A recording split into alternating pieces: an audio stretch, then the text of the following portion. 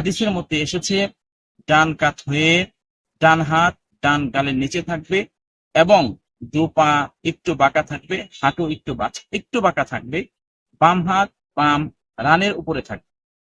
তারপর দোয়া পড়া, আল্লাহুম্মা বিসমিকা আমুতু ওয়া আহইয়া। অনেক সময় চক্ষু বন্ধ করার পরে ঘুম আসতে চায় না, ঘুম আসতে লম্বা সময়ের প্রয়োজন হয়, সেক্ষেত্রে আমি পরামর্শ দেব কোন একটি হাদিসের বই বালিশের পাশে রেখে দেওয়া। আপনি হাদিসের বই খুলে যদি সম্ভব হয় আরবি পড়তে যদি সক্ষম হন, সেক্ষেত্রে আপনি আরবি পড়ুন। আরবি পড়তে না পারলে আপনি আরবি হাদিসের তর্জমা পড়তে থাকুন। অবশ্যই খুব দ্রুত ইনশাআল্লাহ ঘুম চলে আসবে।